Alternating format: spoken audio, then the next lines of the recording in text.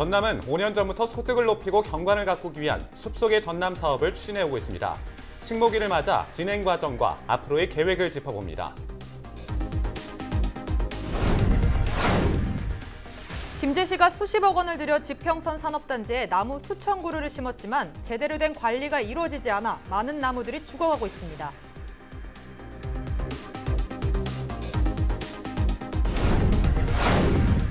여순 사건 피해자와 가족을 지원하는 조례안에 담긴 위령 사업이라는 표현에 기독교 단체들이 반발하고 나섰습니다. 위령이 아닌 추모가 맞다는 주장에 지역에서도 갑론을박이 이어지고 있습니다. 신안 앞태도와 암태도를 잇는 천사대교가 9년여간의 공사를 마치고 드디어 개통했습니다. 섬 주민들의 불편을 해소하고 전남 서남권의 관광 활성화에도 기여할 것으로 보입니다.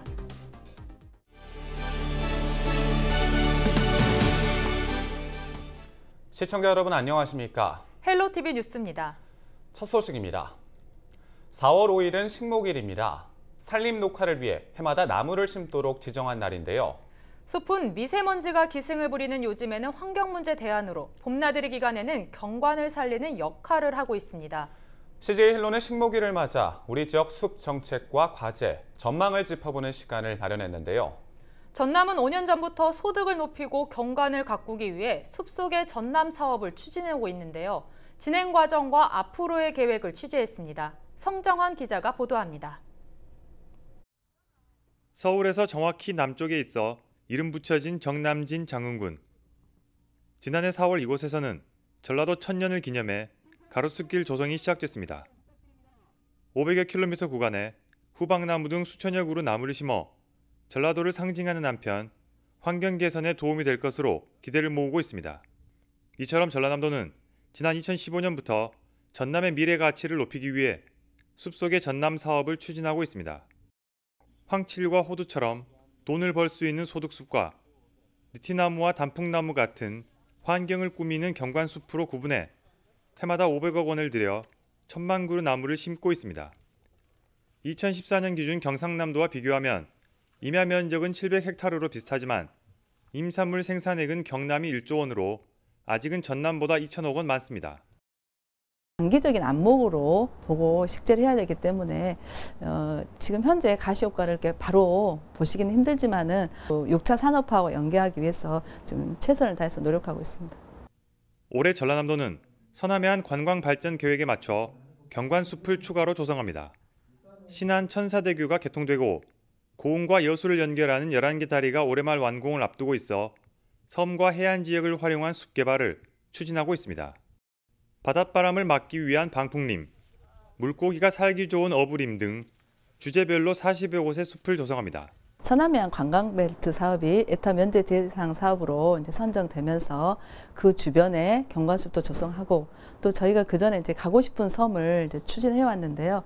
그 사업과 연계해서 섬의 다양한 인문이라든가 문화라든가 역사를 같이 한 다양한 컨텐츠의 섬숲 기반 조성을 해서 해양 시대의 관광 기반 조성을 마련한다는 계획입니다. 최근에는 미세먼지 농도가 짙어지면서 더욱 가치를 인정받고 있는 산림자원, 나무 심기 좋은 봄철을 맞아 숲의 가치를 다시 한번 인식하고 미래를 위한 한 그루의 나무 심기에 도민들의 참여가 요구되고 있습니다. 헬로티비 뉴스 성정환입니다. 광양시 백계산에는 겨울이 없다라는 말이 있습니다. 사시사철 붉고 푸른 동백나무 숲이 조성되어 있기 때문인데요. 광양시는 이 동백나무 숲을 국내 최대 규모로 조성하는 한편 산림복지지구로 지정된 백운산도 숲자원으로 만들어갈 계획입니다. 서채리 기자입니다. 옥룡사지 숲에 빽빽하게 들어선 5만여 그루의 동백나무. 겨우내 품고 있던 붉고 푸른 빛을 봄 햇살을 받아 선명하게 뿜어내고 있습니다. 자주 오는 편이에요. 경치도 너무 좋고 아마 관광객들 오시면은 정말 만족하고 가실 겁니다. 광양시는 지난해부터 이곳 백계산에 해마다 50헥타르 면적의 동백나무를 심어오고 있습니다. 시는 이 동백나무 숲을 오는 2020년까지 축구장 750여 개와 맞먹는 국내 최대 규모의 숲으로 만들 계획입니다. 단순한 관광 자원을 넘어 동백열매 가공품 등의 생산으로 6차 산업을 추진할 숲자원을 만들겠다는 겁니다. 매년 식목일 나무 심기 행사를 할 때 주민들, 지역 유관기관과 주민들이 참여하여 매년 식물 행사로 1000주 이상 나무를 심고 있습니다. 6차 산업화하는 데 활용하여 지역 주민들의 소득에 기여해야 될 것으로 생각합니다. 이러한 숲 자원 조성은 최근 더욱 탄력을 받고 있습니다. 광양시가 전남 첫 산림복지지구로 지정되면서 백운산 일원에는 치유를 테마로 한 대규모 숲단지가 들어섭니다. 전국 최초로 반려동물과 함께 입실할 수 있는 숙박시설과 체험, 교육센터와 같은 연계형 프로그램이 갖춰집니다. 백운산 휴양림 사업소는 다양한 관광 자원을 개발하는 과정에서 숲의 훼손을 최소화하는 데 방점을 찍겠다는 입장입니다. 전국적으로 무분별한 산림 개발과 관리 미흡으로 인해 산림 면적이 줄어들고 있는 가운데 광양시의 산림 보존 전략이 지속 가능한 숲 자원을 만들어낼 수 있을지 주목됩니다. 헬로티비 뉴스 서채리입니다. 나무를 심는 것만큼 중요한 것은 심어진 나무들을 잘 가꿔 나가는 것인데요. 김제시가 수십억 원을 들여 지평선 산업단지에 나무 수천여 그루를 심은 후 수년 동안 관리에 손을 놓으면서 상당수 나무들이 죽어가고 있습니다. 이진철 기자가 보도합니다. 김제시 지평선 산업단지입니다. 반듯하게 쭉 뻗은 도로 사이사이 수많은 나무들이 줄지어 서 있습니다. 김제시 지평선 산업단지에는 이렇게 보시는 것처럼 3천여 그루가 넘는 가로수가 5년 전에 심어졌습니다. 당시 어린 나무가 쓰러지지 말라고 지지목도 같이 설치했는데요.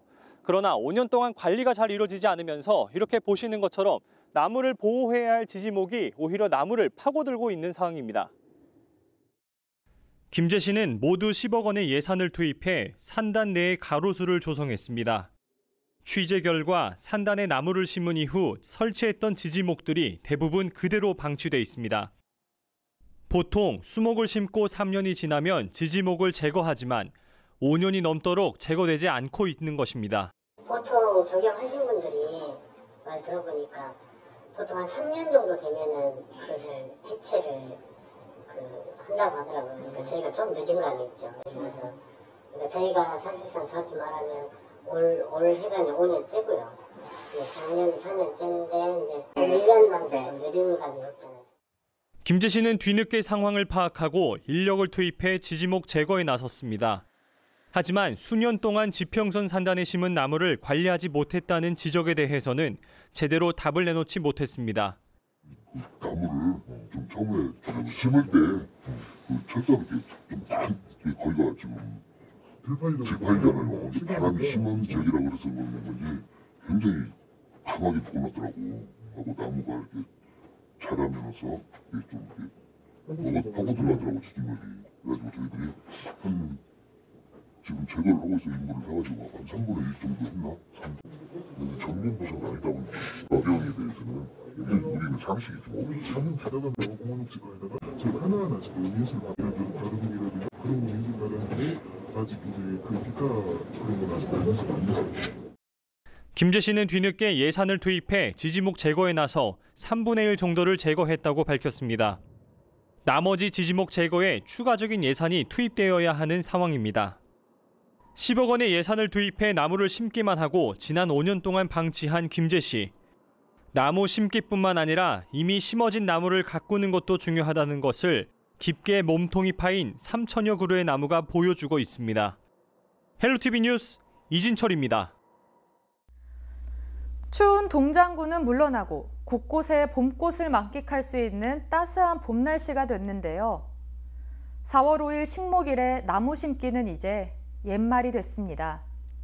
특히나 2006년 식목일이 공휴일에서 해제되며 식목일을 기억하는 사람들도 줄었고 나무를 심을 시간도 줄어들었죠.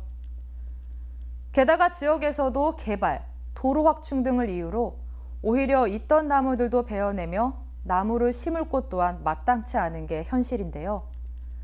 요즘엔 묘목을 보기도 어렵고 지구온난화, 미세먼지 등이 심각한 오늘날 식목일에라도 환경에 대해 관심을 가지고 나무 심기를 실천해야 한다는 의견도 많습니다.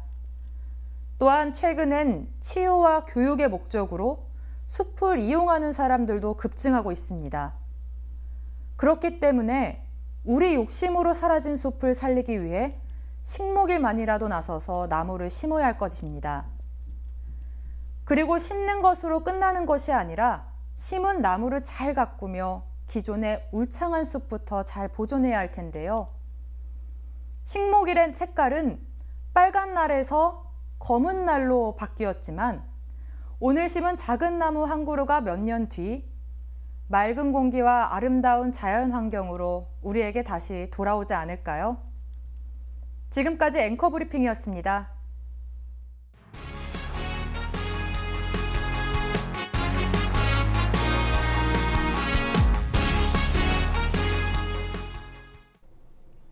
최근 지역에서 여순사건 지원 조례를 놓고 갑론을박이 이어지고 있습니다.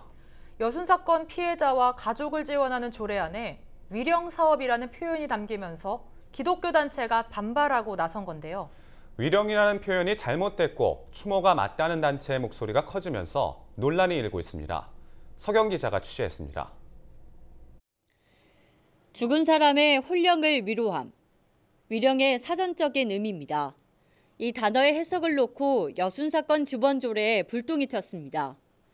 최근 여수시의회가 여순사건 지역민 희생자 위령사업 지원 등에 관한 조례안을 개정했는데 기독교 단체의 용어 수정 요구가 빗발치고 있는 겁니다.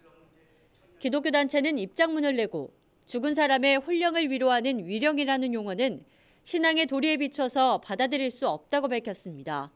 교회 안에도 여순사건 피해자 가족이 있는 만큼 모두가 신앙을 지키면서 위로할 수 있도록 명칭을 수정해달라는 요청입니다.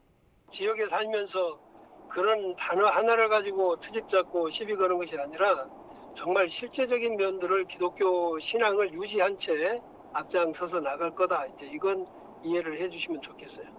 기독교 단체의 반발에 여수시의회는 당혹감을 감추지 못하고 있습니다.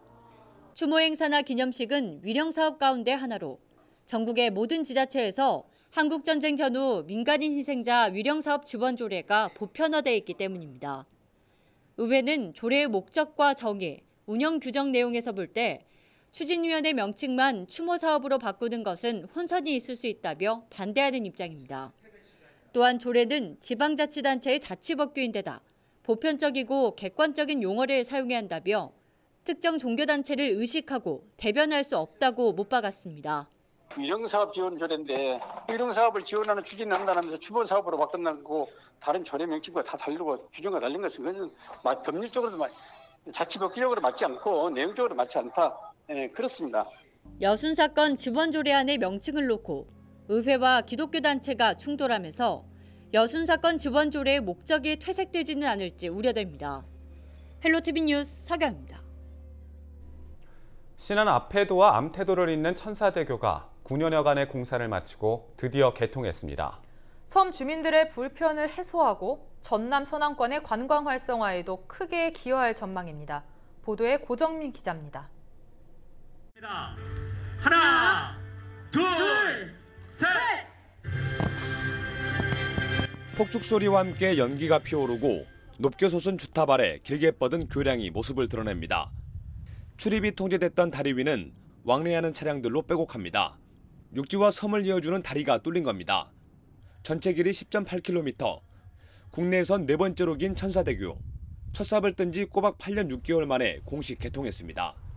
착공부터 9년 동안 어려운 작업을 잘 감당해 주신 건설사와 국토교통부 관계자 여러분께 감사드립니다.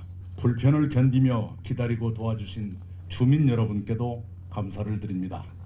이제 신안은 새로운 발전의 토대를 탄탄하게 갖추게 됐습니다. 천사대교는 국내 최초로 현수교와 사장교가 함께 배치된 해상 복합교량입니다. 1,004개의 섬으로 이루어진 신안군의 특징을 반영해 천사대교라는 이름이 생겼습니다. 전국에서 가장 많은 섬을 보유한 신안군. 다도해의 관문인 천사대교가 연결되면서 암태와 안자, 팔금, 자흥까지 4개면 7개 섬이 사실상 육지화됐습니다. 신안군은 천사대교 개통으로 물류 운송에 숨통이 트이는 건 물론이고 해양자원을 활용한 관광산업 발전에 기여할 것으로 내다봤습니다. 물류비를 절감할 수 있고 또 우리 지역 주민들이 소중하게 가꾼 농수산물들을 신선도를 유지하면서 소비지에 보낼 수 있어서 소득도 높아질 걸로 생각합니다.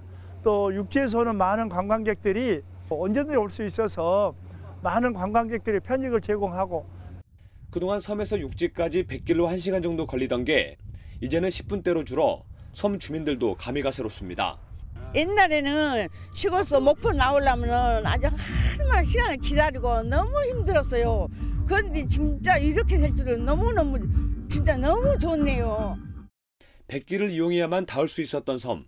신안 중부권을 이어주는 천사대교가 전남 서남권의 새로운 랜드마크로 떠오르고 있습니다. 헬로티비 뉴스 고정문입니다.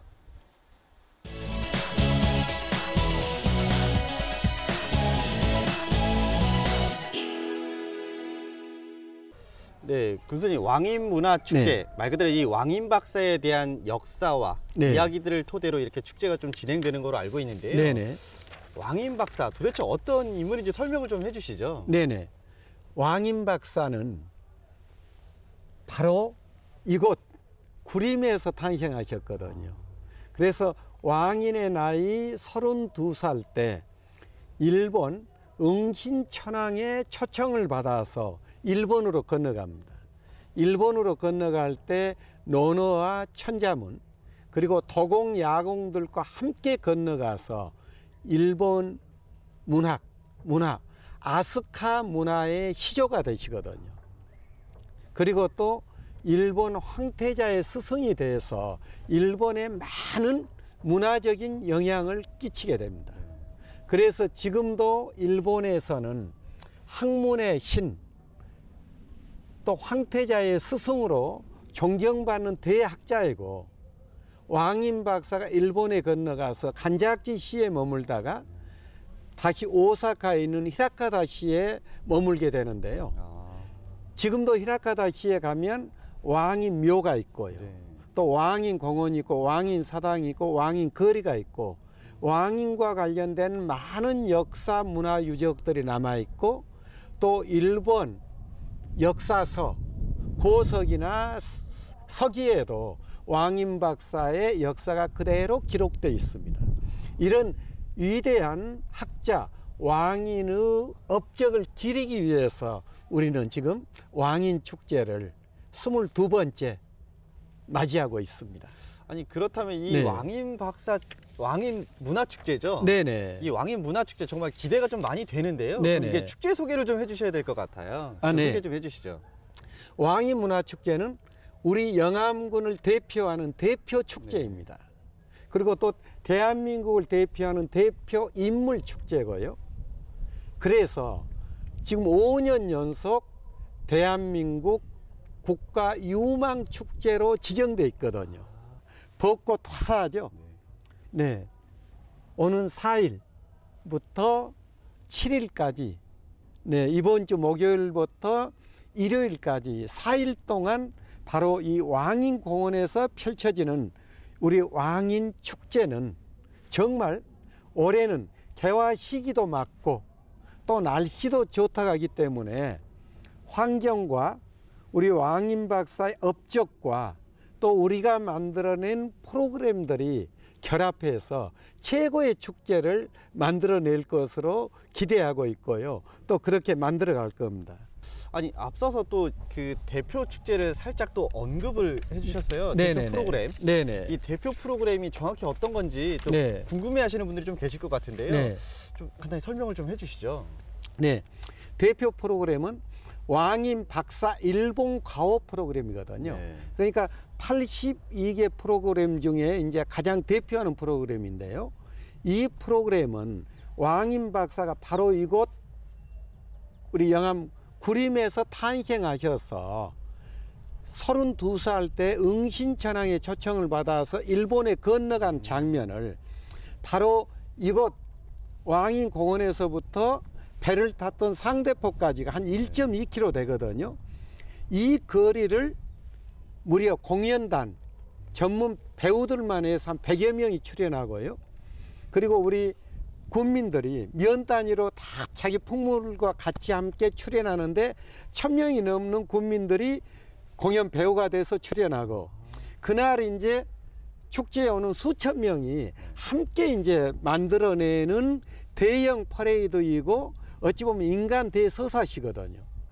그래서 그날은 4월 7일 날 축제 마지막 날 왕인박사 일본 가오 퍼레이드가 펼쳐지는 그 순간만큼은 우리 공연 배우와 우리 군민과 관광객 모두가 축제의 주인이 되어서 함께 즐기는 이런 멋진 프로그램인데요. 이 프로그램을 저희들이 이제 왕인 축제를 홍보하기 위해서 명동에 가서 했어요. 정말 성황리에 명동 퍼레이드를 끝냈고요. 얼마 전에는 강주 충장로에서 했거든요. 시민들이 박수치고 애국인들이 SNS로 계속 날리고 가는 곳마다 박수치면서 영암으로 놀러 갈게요 하는 가장 인기 있는 대표 프로그램이거든요.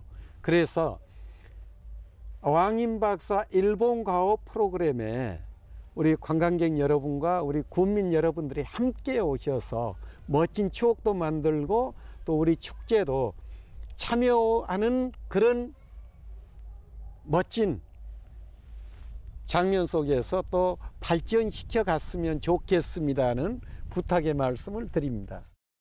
네, 그럼 네. 교수님 마지막으로 우리 네네. 시청자분들, 네네. 또 국민들한테 네네. 사실은 이제 왕인문화축제가 이렇게 열리니 많이들 네. 오시고 많이 네. 좀 알려달라고 한마디 좀 네. 부탁드리겠습니다.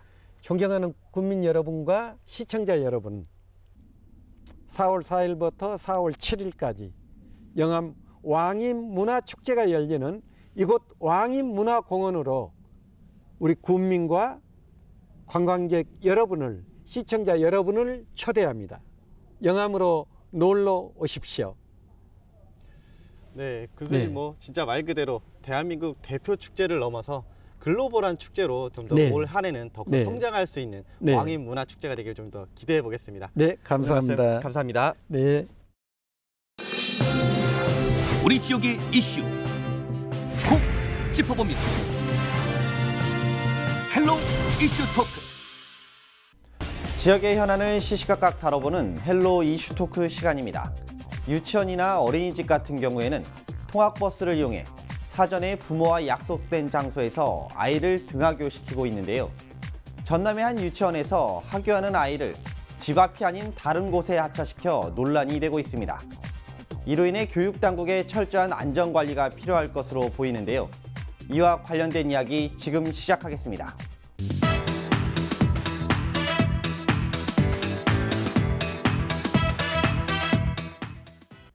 네, 일단 전남의 한 유치원에서 하교하는 아이를 말 그대로 이제 통학버스에서 약속된 장소에 내려줘야 되는데 제대로 내려주지 않았단 말이에요. 이런 일들이 왜 자꾸 일어나는 거죠? 네, 가장 우선적인 것은 그 안전 불감증 같아요. 그 안전 요원이 정확히 아이를 확인하고 내려줘야 되는데 그런 평소에 그런 안전 교육에 대한 어떤 심각성을 모르고 단순 실수를 하기에는 너무 큰 사건이죠. 이런 문제가 심각한 것 같습니다. 네. 네, 변호사님 뭐 관련된 얘기 좀 더. 네, 최근에 작년이나 아니면 2, 3년 전에도 이런 어린이집 차량 사고들이 굉장히 많았었습니다. 네. 뭐 아이가 차량 내에서 하차를 못하고 질식사한 경우도 있었고요. 또 그 하차 차량에 치여서 사고 나는 경우도 많았었는데 이것들은 물론 뭐 사람이 하는 것이 모두 다 인재입니다. 그렇지만은 여러 관리 감독을 하고 또 어린 아이들을 보호해야 할 어른들의 꼭 거기에 어린이집 종사자뿐만 아니라 부모라든지 여러 관계 기관들의 어른들이 이건 책임져야 될 일이라고 생각합니다. 아니 그렇다면 이런 것들에 대한 것들, 그러니까 뭐 예를 들자면 지금 당장 벌어진 아이를 네. 잘못 하차시켜서 네. 아이가 뭐 흔히 말해서 뭐 공포에 떨게 됐다든가 네. 뭐 이런 일들이 벌어졌는데 네. 해당 유치원에 법적으로 좀 제재할 수 있는 방안도 있나요? 네, 그렇습니다. 기본적으로 민법에서는 불법행위 책임을 묻고 있습니다. 네. 민법 750조 이하의 751조나 752조에서는 그 정신상 손해에 대해서도 손해배상 책임을 묻고 있거든요. 네네.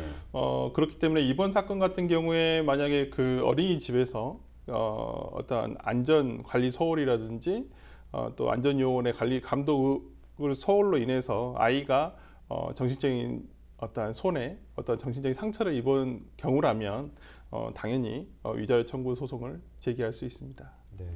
아니 의원님, 그러면 도나 도의회에서도 관련된 뭐 조례라든가 아니면 뭐 이런 유치원들을 좀 관리하는 방안들이 좀 있으실 것 같은데 어떤 것들이 좀 있을까요? 이제 가장 먼저 모든 책임은 원장에게 있습니다. 네. 그래서 이런 중대한 어떤 실수가 있을 때는 원장에 대한 법적 제재를 가하게 되어 있습니다.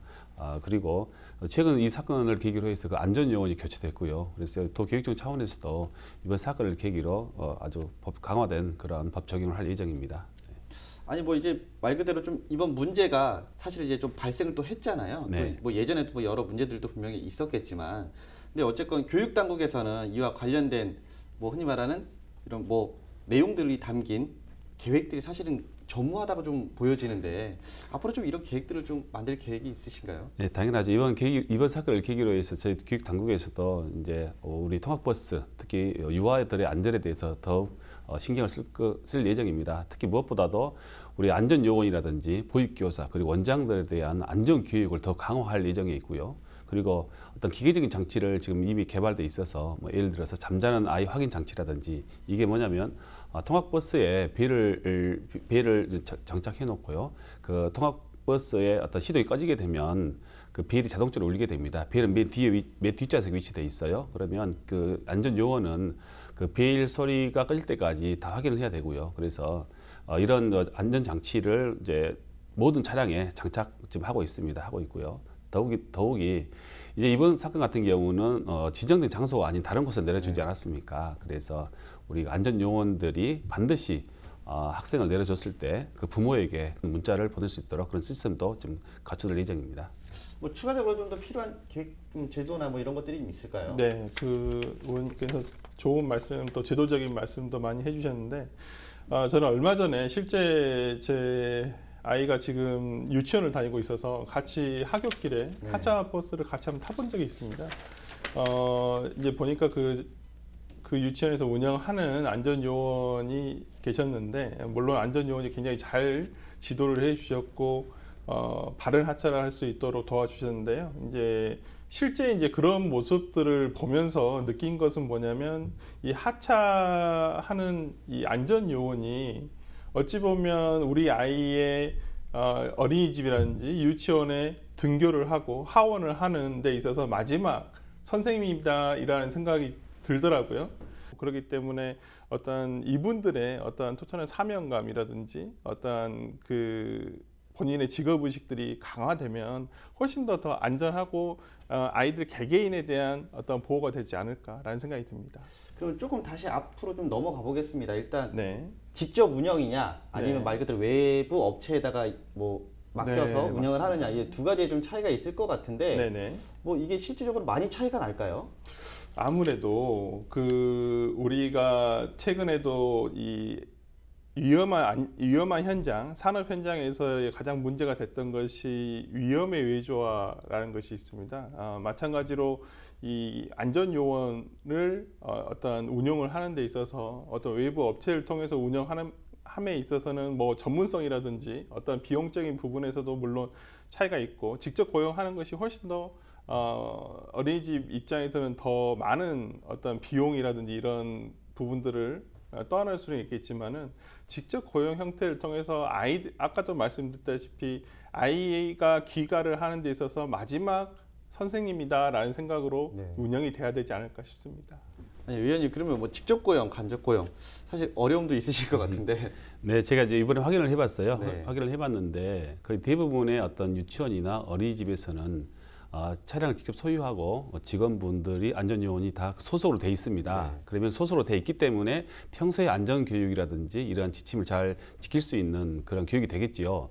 근데 이번 장흥의 한 병설 유치원 경우에는 학교 소속이 아니라 차량을 임대를 했어요. 그러면 이게 차량을 임대했을 때 그 안전요원도 그 차량 소유주가 안전요원을 채용해서 같이 들어오는 이런 일괄 계약을 했습니다. 저도 이 문제점을 이번에 인식하고 강하게 교육청에 어떤 수정을 요구했는데요. 그렇다 보니까 꼭 나이가 들었다고 해서 일을 잘못한 건 아니지만 이번에 사건의 경우에 안전요원분이 좀 거의 70에 가까우신 분이 이렇게 하셨고 그리고 또 아마 안전교육 자체가 그렇게 본 학교 소속의 안전요원보다 좀 부족했던 것 같아요. 그래서 앞으로는 우리 교육청 산하의 어떤 병설 유치원 같은 경우에 차량이라든지 어떤 안전요원들을 직접 이렇게 채용한 형태로 가야 되는데 문제는 모든 게 예산이지 않습니까? 그리고 직접 책임졌을 때는 나중에 또 정규직화 문제도 발생되기 때문에 쉽게 교육청에서 접근을 못하고 있는 것 같습니다.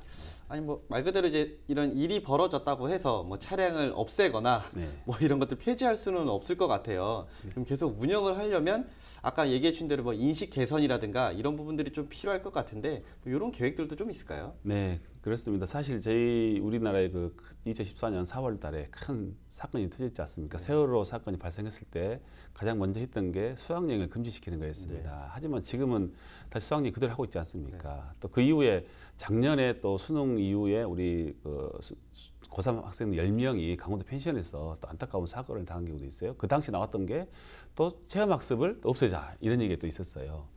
그렇다 보니까 우리나라는 뭔가 사건이 터지면 이것을 근본적인 것을 없애려고 하는 어떤 그런 방식을 채택하는데 이렇게 해서는 근본적인 문제를 해결할 수가 없죠. 이번 사건도 마찬가지입니다. 차량 어떻게 없앨 수가 있겠습니까? 저희 무엇보다도 먼저 종사자들의 안전 의식을 먼저 확고히 해야 될 필요가 있겠고요. 아까도 말씀드렸지만 이제는 사람의 힘에만 의존하지 않고 기계적인 장치, 예를 들어서 뭐 스마트화 돼 있지 않습니까? 그래서 차량 내에도 스마트화 시키고 또 최근에 유행한 게 학생들의 어떤 사고가 가장 많이 일어나는 곳이 횡단보도입니다. 횡단보도를 스마트 횡단보도로 이렇게 전환하고 있어요. 물론 비용이 많이 듭니다. 스마트 횡단보도 했을 경우에는 위험 차량을 접근했다든지 아니면 어떤 위험한 요소 발생됐을 때는 자동적으로 차량 운전자나 아니면 보행자에게 연결되는 그런 시스템이고요. 그것보다 약간 좀 효과는 덜하지만 적은 예산을 할 수 있는 게 옐로우 카펫이라는 게 있습니다. 횡단보도에 아이들이 섰을 때 운전자의 시야에 확 띄게끔 하는 게 옐로우 카펫인데요. 이런 거라도 또 당장 하려고 저희들이 지금 예산 확보 중에 있다는 걸 우리 시청자 여러분께 말씀드립니다. 네, 변호사님 뭐 추가적으로 또 저희가 좀 더 개선해야 될 부분들이 있을까요? 네, 지금 이제 기자님도 생각해 보시면 기억해 보시면 아시겠지만은 저희가 어렸을 때 유치원에 다니는데 차를 타고 다니지는 않았었습니다. 그렇죠. 저도 등하교를 버스를 타고 한 것은 중학교 때부터라고 생각이 드는데요. 이렇게 이제 지금 과거에 뭐 20, 30년 전과 지금은 또 이 사회적인 시스템이라든지 인구 감소 등으로 인해서 집 옆에 어린이집이라든지 유치원이 없는 경우들이 너무나 많습니다. 그렇기 때문에 차량을 이용할 수밖에 없는 상황이 돼버렸고 또한 이 차량을 이용함에 있어서 어떤 우리가 기존에 운영되어 왔던 방식이 아니기 때문에 굉장히 인식이 굉장히 아직은 낙후돼 있다고 생각됩니다. 우리가 가끔 외국, 뭐 미국이라든지 유럽이라든지 이런 선진국의 스쿨버스가 아이들을 하차시키려고 정차했을 때 그 뒤로 어떤 차도 지나가지 않고 쭉 계속 정차해 있는 모습을 어디선가 뭐 화면에서 본 적이 있으실 거라고 기억이 되는데요. 생각이 되는데요. 그런 것들은 이제 미국 같은 경우에 예를 들어서 워낙 지역이 넓다 보니 차량을 아이들이 이용하는 경우들이 워낙 많아졌고 그렇기 때문에 아주 오래전부터 사회의 그런 일반 시민들의 인식이 아이가 있는 차량이 하차하는 경우에는 아이가 언제든지 튀어나올 수 있기 때문에 항상 뒤에서 정차하고 그 버스가 떠난 뒤에 같이 움직여야 한다는 생각을 다들 하고 있거든요. 하지만 우리는 지금 스쿨존에서도 30km 제한 속도가 있지만은 지키지 못한 경우들이 굉장히 다반사라고 생각이 듭니다. 이러한 것들을 볼 때는 지금 의원님께서도 말씀하셨듯이 어떤 스마트한 시대에 어떤 기계적인 도움을 분명히 받아야 되겠지만은 그보다는 어떤 이 어른들의 아이들의 안전을 생각하는 기본적인 인식이 달라져야지만 어떤 전체적으로 바뀌지는 않을까. 아이들이 소중하고 아이들의 안전을 지켜야 한다는 인식 자체가 먼저 뿌리 깊게 내려야 된다고 생각합니다. 예, 한 가지 제가 더 첨언하고 싶은 것은요. 우리 아이들의 안전은 당연히 학교 당국이나 어린이집에서 보호해 줘야 됩니다만 그럼에도 불구하고 내 자식의 안전은 내 가정에서 먼저 지킨다는 그런 부모들의 어떤 교육이 있어야 될 것 같습니다. 최근에 우리 아이들 같은 경우가 6살이라고 하지만 그래도 인지 능력이 충분히 있습니다. 그래서 차량을 탑승했을 때 먼저 많은 아이들이 지쳐서 잠자는 경우가 굉장히 많습니다. 그런데 잠을 자기보다는 잠을 자지 않고 다른 학생들이 내릴 때는 함께 따라 내리는 습관, 두 번째가 보통 혼자 남겨졌을 때 아이들이 안전벨트를 풀 수 있는 그런 교육을 받지 못합니다. 이런 것도 혼자 남겨졌을 때는 안전벨트를 푸는 방법을 우리 어머니들께서 가르쳐 주셔야 되고요. 그리고 세 번째가 이제 다 남겨졌을 때 혼자 무서울 거 아닙니까? 이럴 때 이제 안전벨트를 풀고 소리를 질러도 잘 들리지가 않습니다. 그래서 자동차 경적을 누르는 그런 교육을 시켜야 됩니다. 누를 때 손으로 누르면 아이들이 힘이 없기 때문에 소리가 안 들릴 수가 있어요. 그래서 엉덩이라든지 발로 누르는 이런 연습을 가정에서도 시켜줬으면 유비무환의 자세가 될 것 같습니다. 일단은 여러 가지 인식 개선이라든가 또 교육이라든가 다양한 방안들을 통해서 좀 이렇게 바뀔 수 있는 방안들을 좀 내놓으셨는데요. 사실 어쨌건 결론적으로는 또 예산이 또 수반이 돼야 이런 부분들에 대해서 차근차근 좀 해결할 수 있을 것 같아요. 네. 사실 그 예산 마련이 쉽지 않으실 것 같은데 좀 얘기 좀 해주시죠. 네, 예산 마련이 쉽지는 않습니다만 무엇보다 중요한 것은 학생들의 안전입니다. 그러니까 아무리 예산이 부족하더라도 예산의 우선순위가 있지 않습니까? 그래서 저희들이 올해도 추경이 있겠지만은 추경을 세울 때 아니면 본예산을 세울 때 가장 우선순위를 학교 시설의 안전, 아이들이 안전된 예산을 1순위로 잡습니다. 그래서 이번 사건이 있었기 때문에 6월 달에 또 교육청 추경이 있거든요. 추경 때 우리 학생들의 안전에 관련된 특히 어린이집이나 유치원의 안전에 관련된 통학버스 안전에 관련된 예산을 꼭 확보하도록 노력하겠습니다. 네.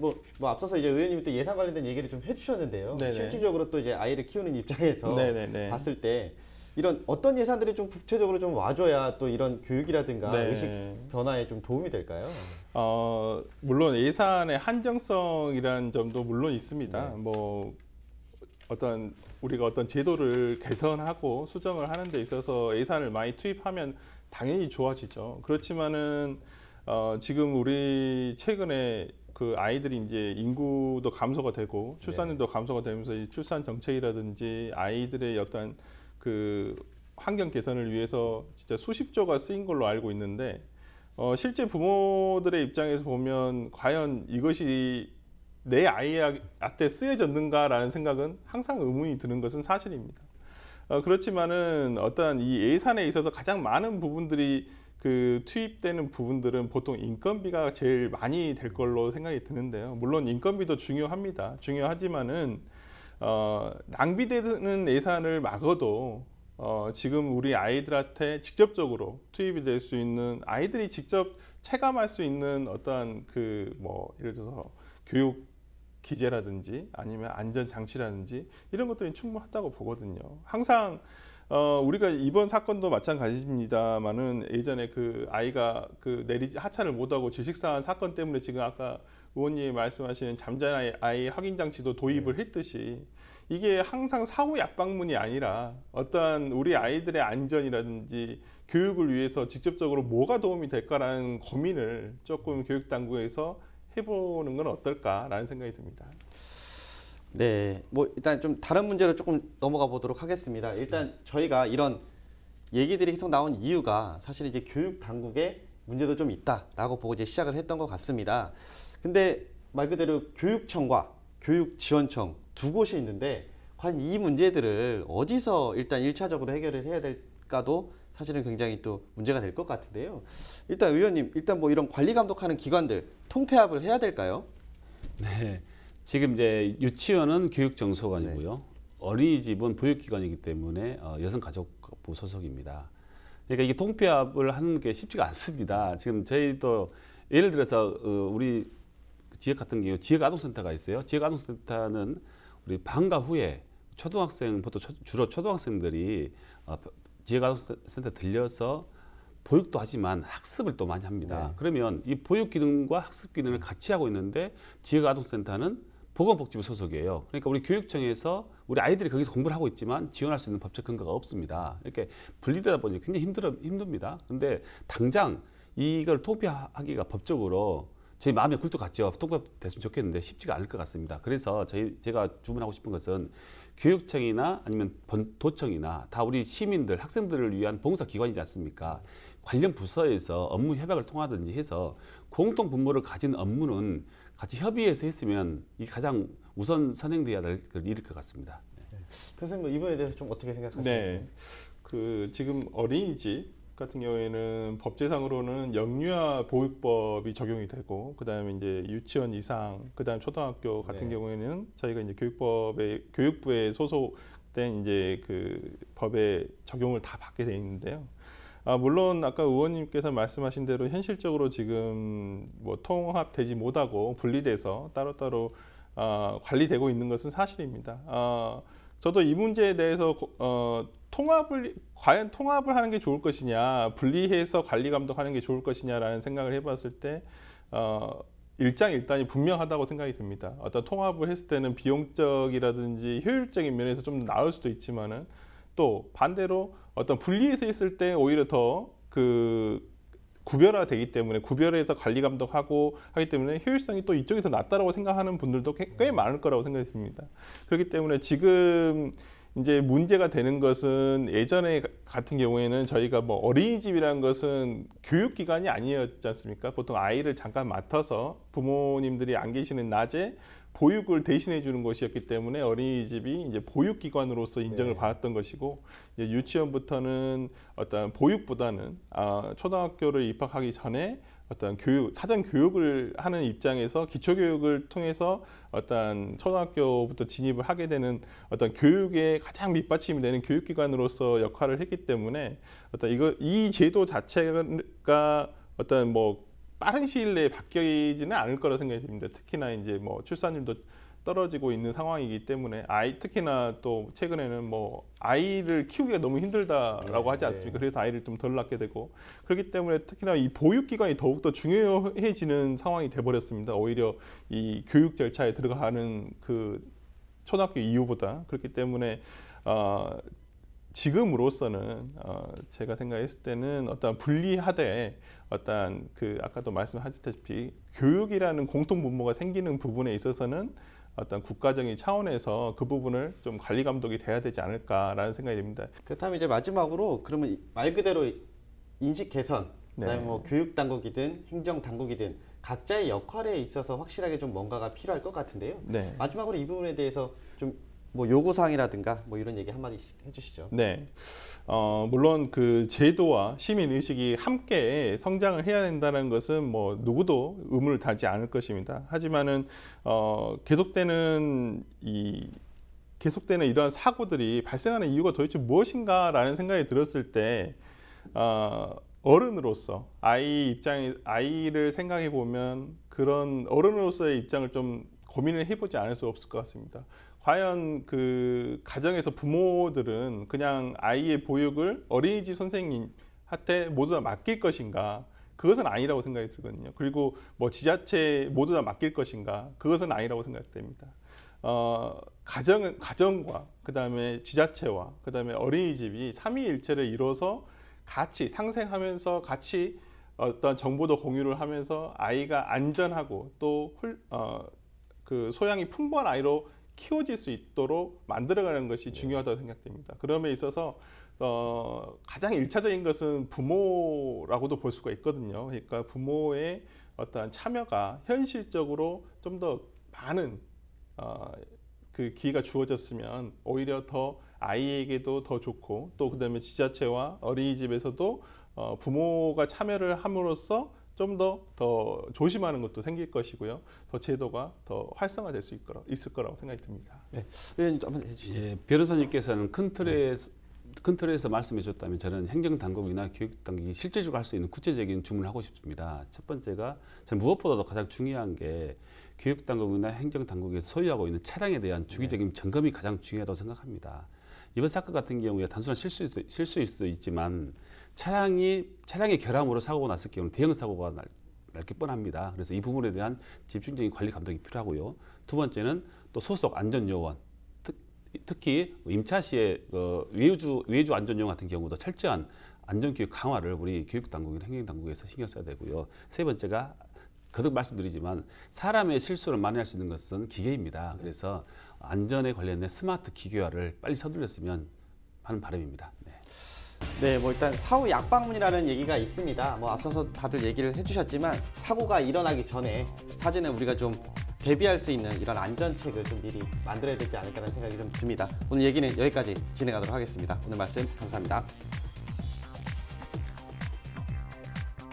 아이들의 통학 안전은 단순히 준수해야 하는 것이 아니라 꼭 지켜야 하는 당연한 것입니다. 교육당국의 허술한 안전관리에 대한 보완과 재발 방지를 위한 방안 모색이 필요해 보입니다. 지금까지 헬로 이슈토크였습니다. 이상으로 헬로티비 뉴스를 마칩니다. 저희는 언제나 지역 주민 여러분 곁에 있겠습니다. 고맙습니다.